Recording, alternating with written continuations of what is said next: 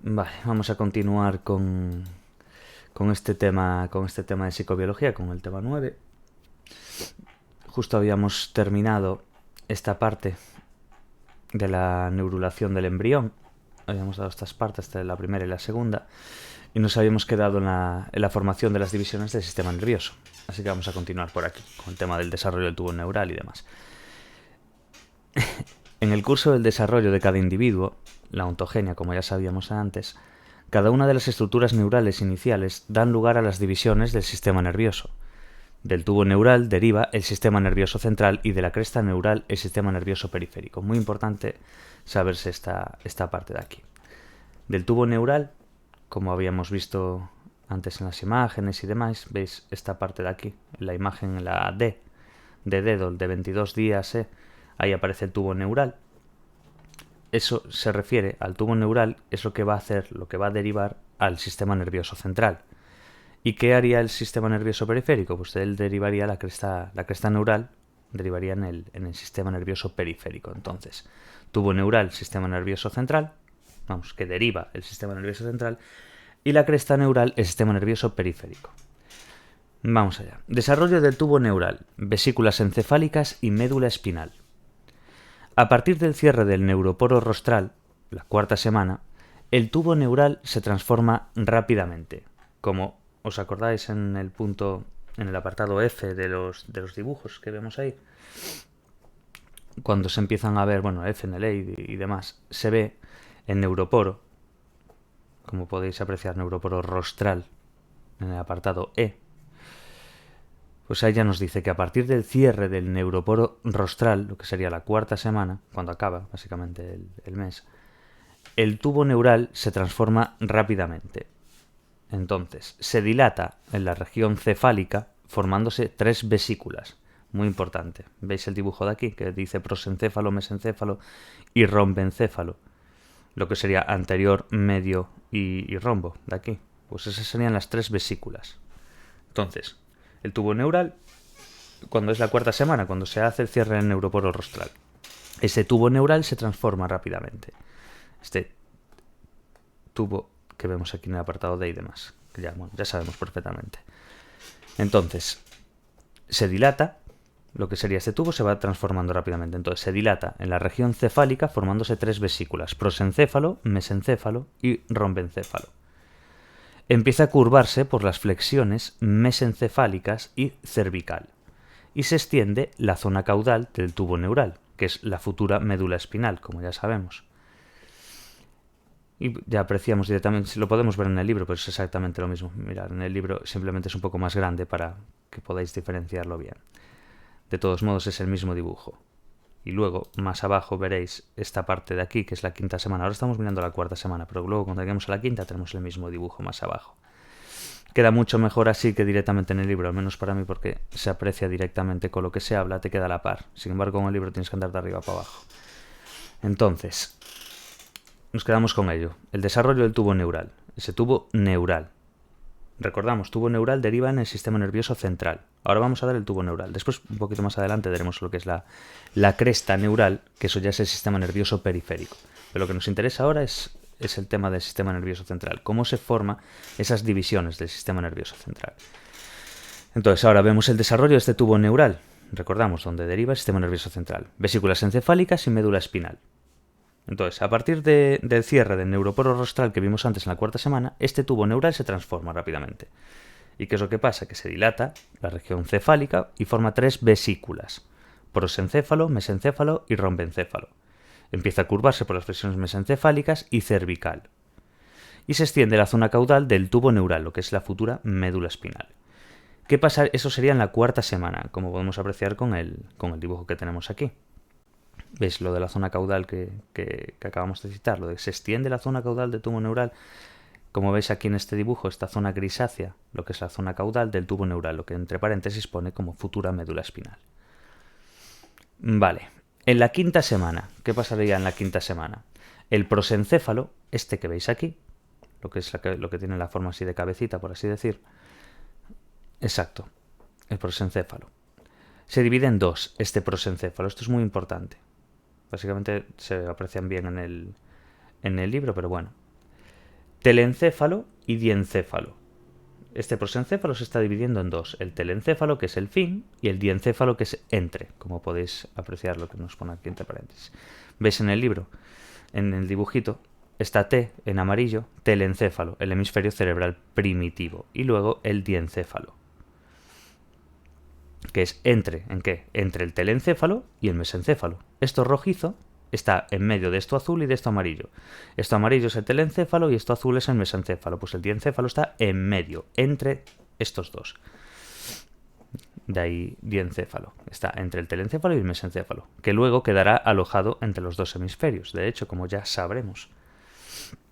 Entonces, en esta quinta semana, este prosencéfalo que conocíamos anteriormente, prosencéfalo, mesencéfalo y romencéfalo. Eso es lo de la cuarta semana. Ahora, vamos a ir viendo cada uno de estos en la quinta semana. El prosencéfalo se divide en dos, telencéfalo y diencéfalo. El telencéfalo, la amarilla, la que pone fin, vesícula anterior en la que se esbozan los dos hemisferios cerebrales, al formarse dos dilataciones, que son las vesículas laterales, que sobrepasan la lámina terminal. Y luego el diencéfalo, que acabamos de explicarlo ahora mismo, que es el que está entre el telencéfalo y el mesencéfalo, que luego va a quedar alojado en esos hemisferios. Vale, pues una vez que sabemos el prosencéfalo y cómo se dividen estos dos, que es el telencéfalo y el diencéfalo, nos pasamos al mesencéfalo.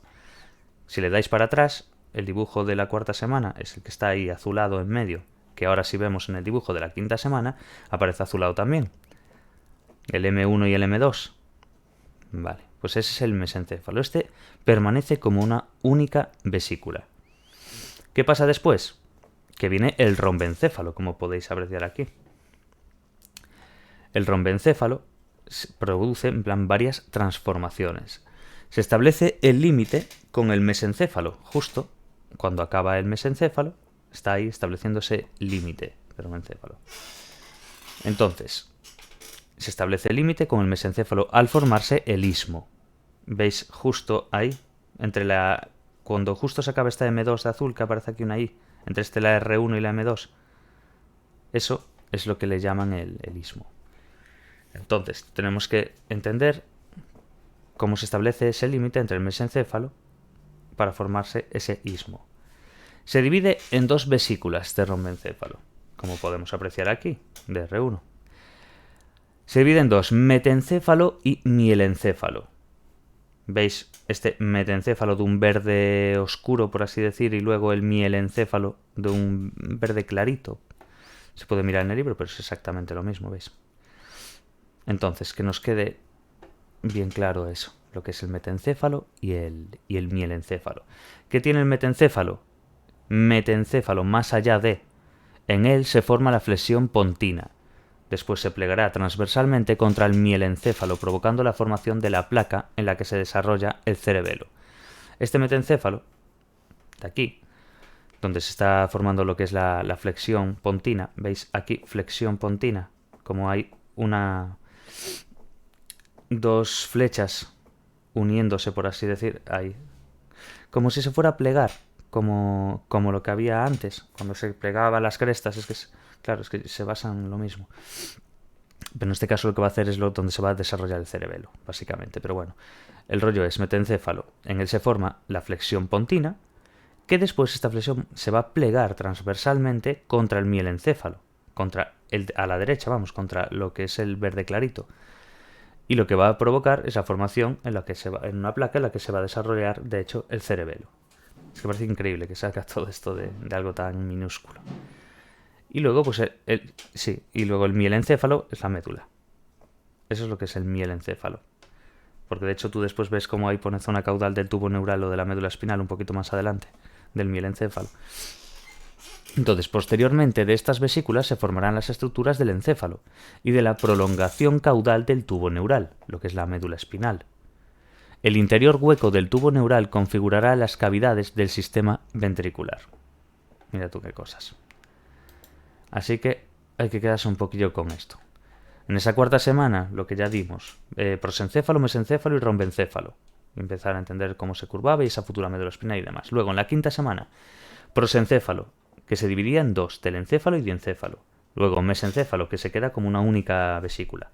Y luego el rombencéfalo, que produce varias transformaciones y que se divide en dos vesículas, metencéfalo y mielencéfalo. que acabamos de explicar ahora mismo.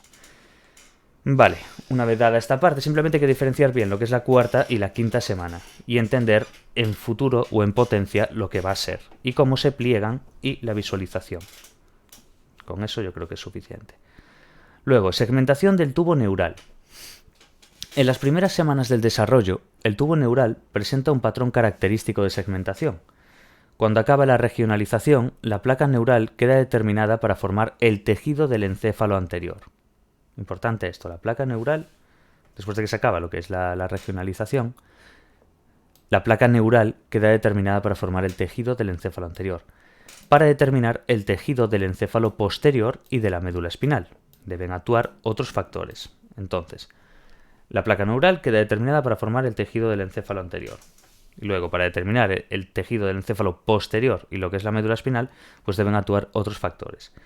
La segmentación del tubo neural en el eje antero-posterior es continuación del proceso de regionalización de la placa neural y está dirigida por la expresión de varios genes, muy importante esto, que van marcando la identidad de las distintas regiones del encéfalo embrionario.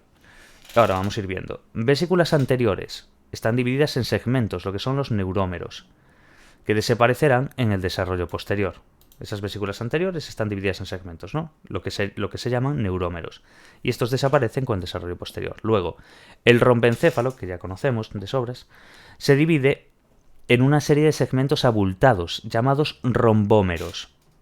Lo mismo que arriba le llamábamos neurómeros, por las vesículas anteriores, ahora en el rombencéfalo, esos segmentos abultados los vamos a llamar rombómeros. Simplemente es para que se utilice un poco la memoria en ese aspecto para diferenciar entre neurómeros y rombómeros.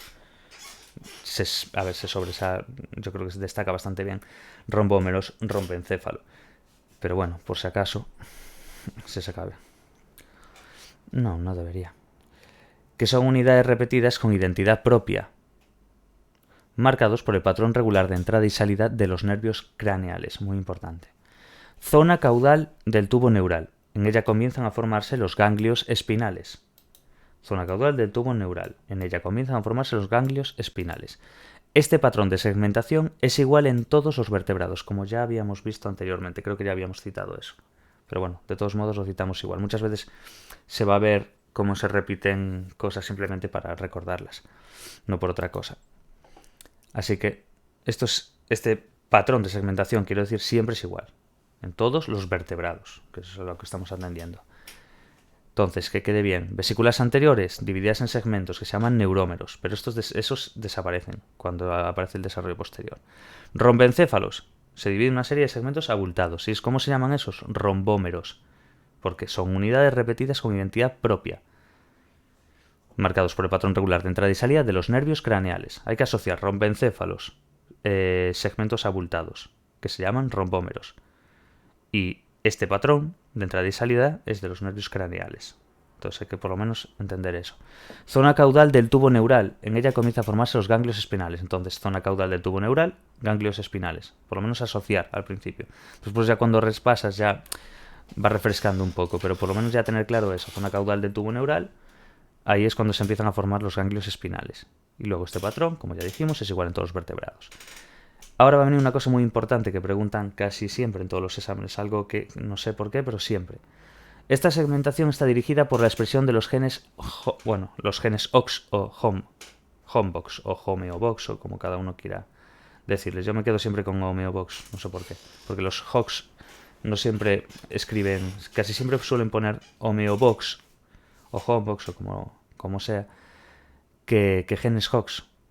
Pero bueno, muchas veces os pondrán las dos. Cuando suelen preguntar suelen poner las dos cosas. Entonces, importante esta parte. Esta segmentación está dirigida por la expresión de los genes homeos o genes Hox, que se expresan en el tubo neural en el mismo orden lineal en el que están los cromosomas y su patrón espacial de expresión establece los límites y las fronteras entre los rombómeros, como vimos anteriormente, esos segmentos abultados en el rombencéfalo. Pues entonces establece esos límites y las fronteras entre los rombómeros adyacentes y aporta la identidad a los diferentes rombómeros. ¿Nos acordáis que dijimos que eran unidades repetidas con identidad propia? Esos claro, Pues básicamente esta segmentación que estamos viendo, esta segmentación desde un principio, esta segmentación del tubo neural en su totalidad, está dirigida por estos genes. Por eso digo que son tan importantes, porque casi siempre preguntan esto y aunque parezca bastante sencillito el saber, pues mira, esto lo dirige esto, ya está. No, pero es importante saberlo. Entonces recordar genes homeobox o genes OX. Imagino que a lo mejor se dicen o se pronuncian de otra forma, que será homeobox o algo así, pero no sé muy bien. Entonces, quedémonos bien con eso, por lo menos en escrito como hago yo. Entonces, esta segmentación dirigida por estos genes, los HOX. Establece los límites y las fronteras entre los rombómeros adyacentes, como dijimos anteriormente, y aportan esa identidad a los diferentes rombómeros.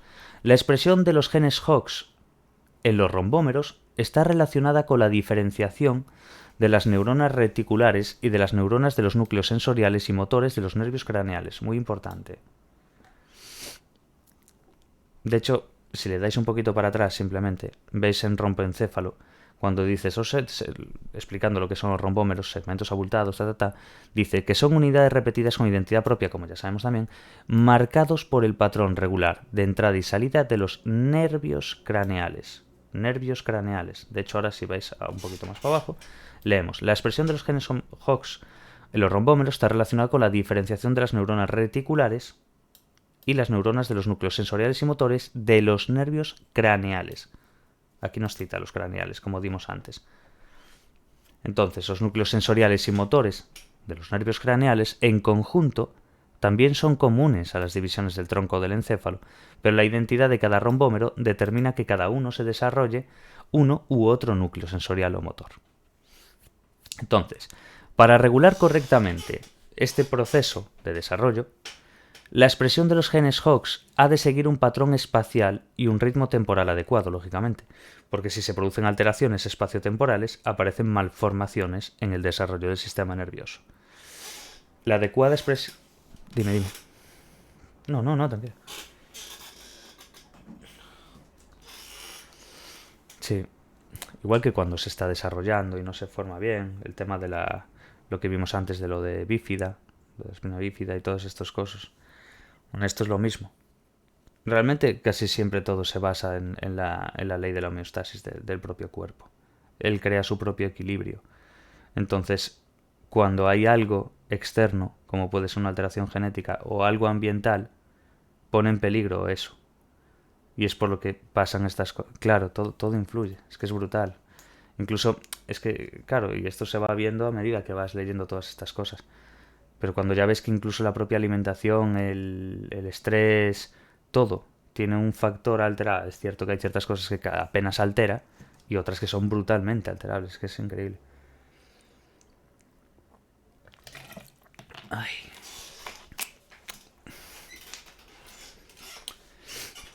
Sí, por norma general sí. Pero es curioso cómo va creando el cuerpo todo esto.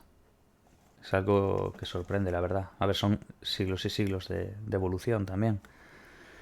Pero bueno, aún así es increíble. Sí. Joder, no, a ver, es muy complejo. Ya se ve complejo sin tú saber nada. ¿Sabes? Una persona que nunca jamás ha leído esto, o ha leído sobre nada que tenga nada que ver con esto, simplemente dice, joder, qué curioso esto, ¿sabes? Como cualquier persona. O lo ve en un documental y dice, joder, qué curioso. Y después, si eso ya mismo ya te da esa impresión de complejidad, imagínate la gente que se dedique a esto. Que se dedique de verdad, ¿sabes? Que esté investigando, que esté tal. Eso es una barbaridad. Eso tiene que ser... Pero también tiene que ser satisfactorio, pero a la vez frustrante. A lo mejor pasarte 10 o 15 o 20 años sin encontrar nada. Tienes que tener un amor a esa ciencia para que aguante esa motivación. Entonces, eso no sé, hay que ser de una pasta especial, yo creo, para esto. Vale, pues básicamente sería esto. Entonces, lo volvemos a leer un poquitín esa última parte. Para regular correctamente este proceso del desarrollo, la expresión de los genes HOX ha de seguir un patrón espacial y un ritmo temporal, lo que decíamos, porque si no, pues se produce... Si hay lo que viene siendo una alteración espaciotemporal, aparecen malformaciones en el desarrollo del sistema nervioso. La adecuada expresión génica es dependiente de sustancias a las que está expuesto el embrión. Ejemplo, el ácido retinoico, La forma activa de la vitamina A, perdón, lo que citamos anteriormente. Cuando dijimos espina bífida, ácido fólico, vitamina A y alcohol. Pues mira, me acuerdo ya, ¿eh? No, pero me voy acordando, quiero decir. Y aparece ahí, no, es forma activa de vitamina A. Una alteración en su concentración modifica la expresión de los genes Hox y se producen malformaciones en el desarrollo del encéfalo. Mira, ¿ves? Qué huevos. Lo que pasa es que lo que no sabía, lo que no recordaba era lo de ácido retinoico. Vamos, la forma activa de la vitamina A, pero no recordaba esa palabra. Ácido retinoico, ya se me queda. Vale. Vamos a mirar otro poquito más. Patrón dorsoventral en el tubo neural. Regionalización funcional. Vale, habíamos dado antes lo que es la segmentación. Simplemente quiero citar, ves, tubo neural deriva del sistema nervioso central y cresta neural periférico.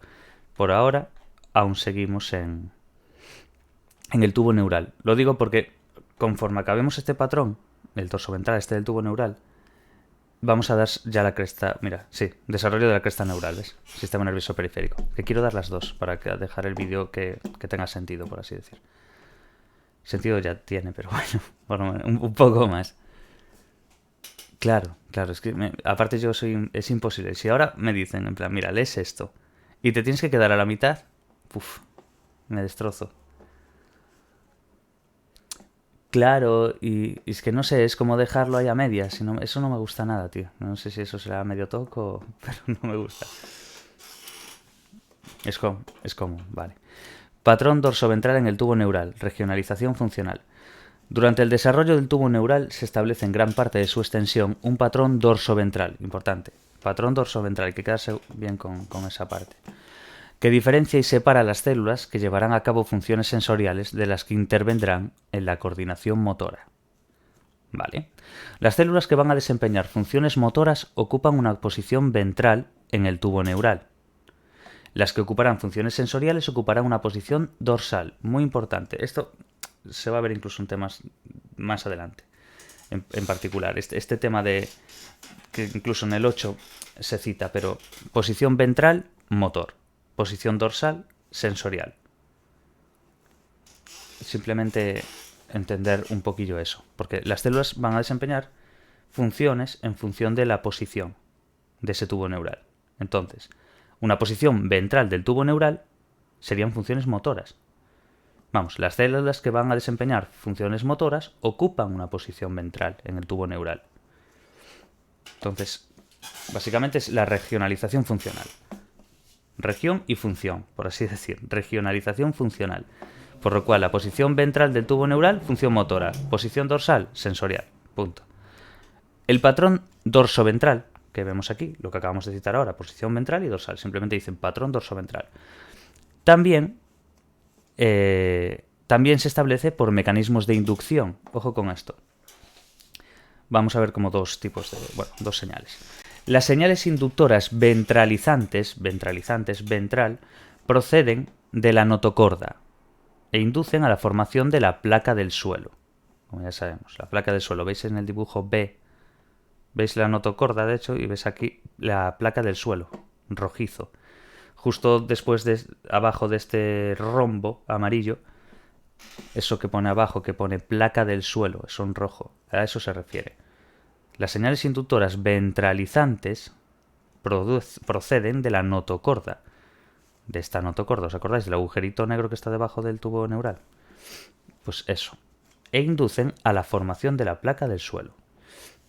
En la línea media ventral del tubo neural, como podemos apreciar en el dibujo. Durante el desarrollo posterior, las señales inductoras de la notocorda y de la placa del suelo diferenciarán las células de la médula espinal, la placa basal, que intervendrán en la coordinación motora. Por eso es la motora. Aquí nos están explicando, en cierto modo también, esa coordinación motora deriva de ahí que esa posición ventral, porque dice las señales inductoras ventralizantes, notocorda, coordinación motora. De ahí sale. Entonces, señales inductoras ventralizantes proceden de la notocorda e inducen a la formación de la placa del suelo, esta cosita roja que ya vimos aquí. Entonces, para saber bien este patrón dorsoventral, porque se establece de esta forma. Vamos, que también este mecanismo se hace por inducción, y una de ellas es las señales inductoras ventralizantes, porque proceden de la notocorda e inducen a la formación de la placa del suelo, en la línea medial que vemos ahí en el tubo neural. Entonces, durante el desarrollo posterior, lo que pasa aquí ahora, las señales inductoras de la notocorda y de la placa del suelo diferencian las células de la médula espinal. Vamos, la placa basal. Esta placa basal que veis aquí, este rojo total que vemos aquí, eso es la placa basal, que intervendrá en la coordinación motora. Entonces ya nos quedó bien claro, ¿no? Las señales inductoras ventralizantes. Ventral, motor, como dimos antes. Dorsal, sensorial. Pues ahora vamos a ver. Las señales inductoras dorsalizantes, dorsal, proceden del ectodermo dorsal. Entonces, quedémonos bien con eso, del ectodermo dorsal. ¿Veis el ectodermo aquí en la A? Eso bueno, ya sabemos perfectamente cuál es el ectodermo, siempre lo repito 80 veces ya. El ectodermo dorsal, bueno, un poco pesado. ¿Qué es lo suyo? Claro, si preguntaran fácil, si fuera un examen que tiende a ser fácil, pues a lo mejor tampoco haría falta estar repitiendo esto 80 veces. Pero como sabemos de sobras que no destaca por ser muy muy fácil y las preguntas van un poco a pillar o simplemente que van a puntos concretos y tienes que sabértelo todo y ya está. Entonces, las señales inductoras dorsalizantes proceden del ectodermo dorsal. ¿A la qué? A la cresta neural, e inducen la diferenciación de la cresta neural y de la placa del techo. Esta placa del techo, ¿veis? Esta parte aquí. Las señales del ectodermo y de la placa del techo intervendrán en la coordinación sensorial, lo que es la placa alar. Así quedaría. La placa alar es lo que veis azul de aquí. Simplemente, si os fijáis, la placa basal, la roja, cuando veáis esto así, esto de aquí rojo, esto, en este caso, es lo motor, las señales inductoras ventralizantes. Y lo azul de aquí es lo sensorial, que es la placa alar. Entonces, diferenciar básicamente eso, las señales inductoras ventralizantes y las señales inductoras dorsalizantes. Y como ya sabemos que lo dorsal es lo sensorial y lo ventral es lo motor, ya lo sacamos. Y simplemente hay que entender un poco cómo funciona lo que es la placa basal, lo que esas células y demás. Lo que es, por ejemplo, la placa basal es durante el desarrollo posterior, las señales inductoras de la notocorda y de la placa del suelo diferencian las células de la médula espinal, lo que es la placa basal. Y eso interviene en lo motor. Y luego la placa alar, que es la coordinación sensorial. ¿Por qué? Porque son las señales del ectodermo y de la placa del techo las que intervienen en esa coordinación sensorial, lo que es la placa alar. Básicamente. Estas placas funcionan como organizadores secundarios para regular la identidad dorsoventral. ¿Ves? Tanto estas placas, se refiere a la placa basal y a la placa alar, funcionan como organizadores secundarios. Entonces lo que hacen es regular la identidad dorsoventral. Entonces yo creo que se entendió bien. Las células. Siempre me viene a la cabeza. Siempre que digo esa palabra células, siempre me viene ese hombre a la cabeza. Y moría hace no mucho, tío, además. Puede ser por ahí. Puede ser. Sí, la verdad es que sí, tío. Vale. Luego tendríamos lo que es el desarrollo de la cresta neural. ¿Os acordáis? Que dimos ahora el tubo neural, que era sistema nervioso central, por así entendernos, y ahora cresta neural, que sería el sistema nervioso periférico. Yo creo que lo podemos dar también, el periférico. Vale. Desarrollo de la cresta neural, sistema nervioso periférico.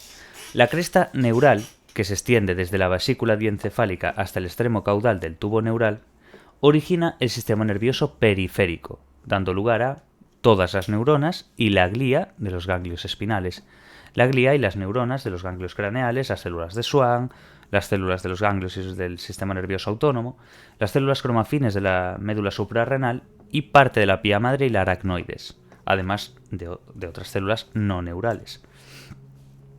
La migración de las células de la cresta neural la provoca la maduración de la matriz extracelular, y la expresión de genes que permiten que migren, guiadas por las vías, que establece la matriz y su destino, depende de la altura que le marca. Durante la migración están expuestas a diversos factores que les llevarán a adoptar su fenotipo final. Se han descrito 2 vías de migración para las células de la cresta neural. Importante esto. Posiblemente lo más importante dentro del sistema nervioso periférico, del desarrollo de la cresta neural, del sistema nervioso periférico. Se han descrito 2 vías de migración para las células de la cresta neural, la vía dorsolateral y la vía ventromedial. Dorsolateral. ¿Os acordáis? Como antes dimos dorso-ventral, no confundamos. Dorsolateral y ahora ventromedial. Entonces, vía dorsolateral. Las de la región craneal del embrión migran a través de una vía lateral, bajo la superficie del ectodermo. Ectodermo, ¿os acordamos también, no? Ecto, la parte de arriba, que sería la superficie. Porque otra cosa era el mesodermo que estaba en medio y otra era el endodermo, que era lo que estaba en medio. Me voy acordando bien. Y la matriz extracelular determina que se diferencien como células no neurales.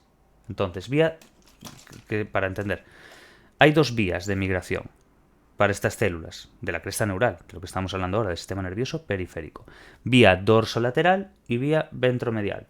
Dorsolateral, las de la región craneal del embrión, migran a través de una vía lateral, de ahí dorsolateral, bajo la superficie del ectodermo. Y la matriz extracelular determina que se diferencien como células no neurales. Y por último, la vía ventromedial. Las de la región del tronco. Entonces, entendamos bien, vía dorsolateral, región craneal. Vía ventromedial, región del tronco. Luego hay que mirar a dónde migran. Vía dorsolateral, las de la región craneal del embrión. Recordamos, dorsolateral, región craneal. ¿Migran a dónde? Pues migran a través de la vía lateral bajo la superficie del ectodermo. Y la matriz extracelular determina que se diferencien como células no neurales. ¿Qué pasa con la ventromedial? Que son las regiones no del cráneo, como la dorsolateral, sino del tronco. Entonces, de la región del tronco. ¿Y por dónde migran? Por una vía ventral. Lógicamente, porque es vía ventromedial. La dorsolateral, ¿por dónde va a ir? Por la vía lateral. La vía ventromedial. Entonces, las de la región del tronco migran por una vía ventral, que discurre entre el tubo neural. ¿Os acordáis del tubo neural? El circulito que estaba por encima de la notocorda, si no recuerdo mal, sí. Y luego los somitas. Esta aparecía en la última imagen que vimos, que eran así como pequeños círculos. Exacto, esa. Y los somitas. Y la matriz extracelular determina, igual que en la otra, en la vía dorsolateral también se dice, y la matriz extracelular determina que se diferencien como células no neurales. Pues aquí, y la matriz extracelular determina que se diferencien las distintas células del sistema nervioso periférico y las células de la médula suprarrenal. Sé que, a ver, es un poquillo de información extra de vez en cuando, pero mientras se vaya entendiendo por posición, que es lo que interesa, después con los repasos vas acordándote. Vas acordándote sí o sí. Incluso por eliminación, sabes que son 2 vías. Si una actúa de esa forma, la otra puedes descartarla. Es un poco el truco también de los tipo test. No en todas las materias, pero sí en una inmensa mayoría. Vale. En este proceso migratorio son fundamentales las propiedades adhesivas de las células. En la superficie de la membrana de las células migratorias se activan receptores para las moléculas de la matriz extracelular y receptores para las moléculas de la adhesión celular. Los cambios en estos y en los componentes de la matriz extracelular determinarán la fuerza de la adherencia y si terminan la migración. Entre las moléculas de la matriz extracelular están, importante esto, recordamos, antes habíamos dado lo de la vía dorsolateral y vía ventromedial, y siempre citamos al final, y la matriz extracelular determinará que Pues ahora es lo que vamos a ver. Entre estas moléculas, entre las moléculas de esta matriz extracelular, ¿qué hay? ¿Cuáles son? Pues están las que aportan lugares de adhesión a los receptores de la membrana y facilitan el desplazamiento de las células migratorias, y las que abundan en los sitios donde se agrupan las células, como la fibronectina. Entonces quedémonos bien con eso. Vale, y por último, que nos queda aquí una paginita aún, vamos a ver. Sí, no queda casi nada. Los balances que se establecen entre estos y otros componentes de la matriz extracelular permiten que las células terminen su migración y se agreguen formando ganglios. Muy importante esto. Lo que hemos dado hasta ahora, de esto me refiero, de la cresta neural, del sistema nervioso periférico. Sabemos que era el tema de la matriz extracelular y que permitía que esas células migrasen y demás. Pues esto acaba formando ganglios. Además, se producen cambios, lo que son las moléculas de adhesión celular, las MAC, molécula adhesión celular, están inactivadas en las células de la cresta neural. Vamos, en el sistema nervioso periférico, en este caso, como es lo que estamos dando ahora. Lo recalco por si acaso. De la cresta neural, que están migrando y se activan cuando se agregan para formar ganglios. Ojito con esto. Las moléculas de adhesión celular, estas están paradas, por así decir, no están activadas, están inactivadas en las células de la cresta neural, que están migrando. Pero ¿qué es lo que pasa? Que se activan cuando se agregan para formar los ganglios. Están ahí, vamos. Lo que pasa es que están inactivadas en las células de la cresta neural. Y están migrando, entonces se activan cuando se agregan para formar lo que son los ganglios. Que es, al fin y al cabo, el final que estamos viendo aquí. ¿Os dais cuenta cómo los componentes de la matriz extracelular, esas células, cuando terminan su migración, se agregan y forman ganglios? Por eso, mientras se está haciendo todo esto, esta migración y todo, esas moléculas de adhesión, esas MAC, moléculas de adhesión celular, están inactivadas.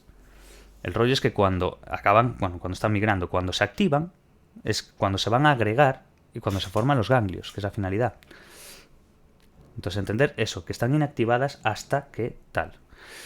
Cuando la cresta neural empieza a delaminarse, una palabra curiosa, y las... sí, no es muy común. No, me asocias lámina y tal, pero bueno, delaminarse, y las células salen de su lugar de origen, vamos, las que migran por la vía ventromedial, se colocan a cada lado del tubo en interacción con el mesodermo subyacente. En este periodo, el mesodermo que bordea el tubo neural está segmentado en bloques llamados somitas, lo que dimos antes. Precursoras de la musculatura axial y del esqueleto. Las células de la cresta neural forman agrupaciones junto a los somitas. Recordad, le damos un poquito para atrás para que veamos los somitas. Mira, un poquito más. ¿Veis? Justo en la imagen, que es la F de 24 días, ¿os acordáis? Que pone neuroporo caudal y neuroporo rostral. Estos circulitos, estas bolitas, estos bultos, como se le quiera llamar, son los somitas. Por eso quería enseñarlo por si acaso. Entonces, básicamente, en ese periodo, ¿sabes? Cuando está la migración por la vía ventromedial, se colocan a cada lado, como estamos explicando. Entonces, en este periodo, ese mesodermo, el que está bordeando al tubo neural, como ya sabemos, está segmentado en bloques, lo que se llaman somitas. ¿Qué son los precursores? Esto es muy importante. Si os dais cuenta, casi siempre nos citan lo que es o lo que va a ser. Entonces es muy importante saber qué es como el comienzo A o el final D. Y eso es muy importante en este tema porque muchas preguntas van de este palo. En plan, ¿qué es precursor de tal? ¿Qué es de la columna? ¿Qué es de la espina? ¿Qué es de lo que sea? De los hemisferios, del cerebelo, como dijimos antes, cuando se estaban plegando sobre sí mismo. Lo mismo para esto. Los somitas, unidades precursoras de la musculatura axial y del esqueleto. Básicamente.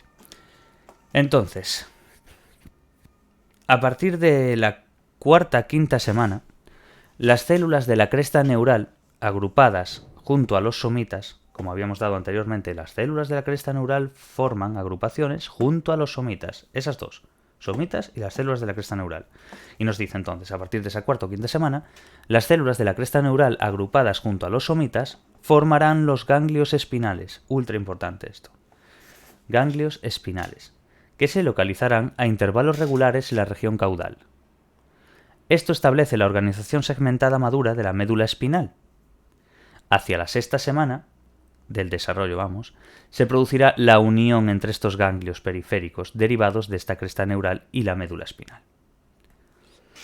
Simplemente que acordas un poquillo de a partir de cuarta, quinta semana y hacia la sexta semana, en tema numérico quiero decir. Entonces, las células de los ganglios espinales empiezan a extender dos prolongaciones. la centrífuga y la centrípeta.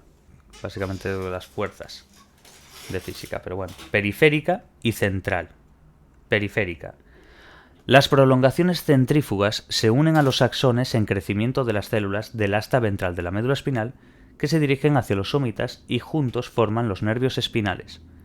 Y la central, centrípeta, se dirige hacia el asta dorsal. En la periférica vemos células del asta ventral de la médula espinal.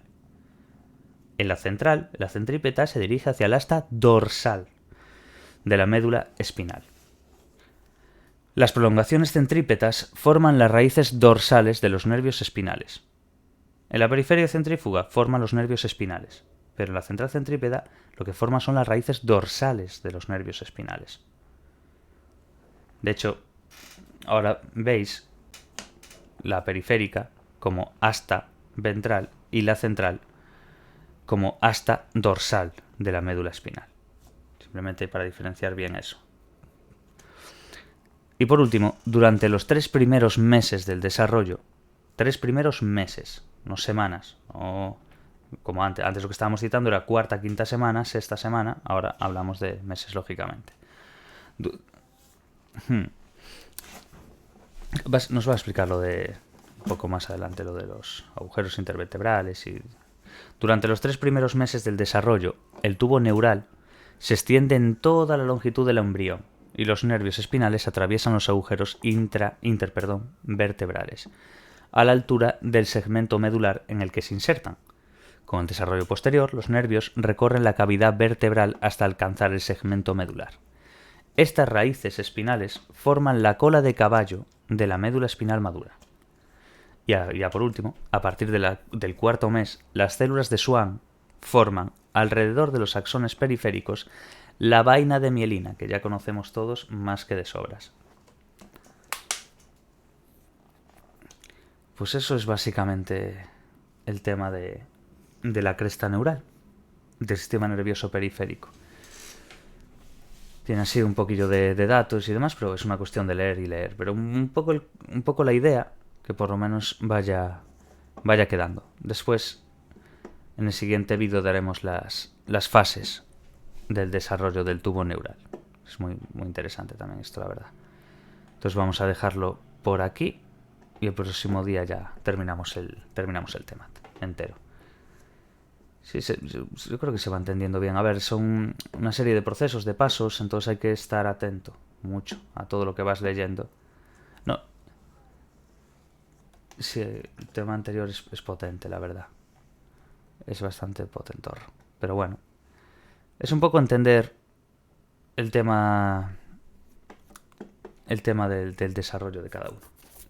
Diferenciar entre el tubo neural y esa cresta neural, cómo ese tubo neural y demás el sistema nervioso central y cómo la cresta neural y el periférico. Y después ya es ir ahondando poquito a poco. Mientras se sepa un poco todo, no creo que haya problema. A ver, siempre hay pues detallitos, pues eso ya es para la gente que ya aspira a una nota elevada y totalmente respetable, que es yo lo que intentaría. Entonces, hay pequeñas cosas que no puedes tener control absoluto de todo, tampoco eres médico. No estás estudiando medicina en el aspecto anatómico, quiero decir. Aquí damos una anatomía bastante decente para una carrera que no es medicina en sí. Me refiero, está bastante potente para mi gusto. Que es bueno.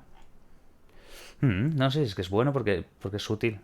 Claro, pero es muy útil, tío, sobre todo para la gente que quiera tirar a una rama más de neurociencia o de un poco de todo de este tema, quiero decir. Entonces, lo dejamos por aquí, en las fases del desarrollo del tubo neural. Así que hasta la próxima y ánimo.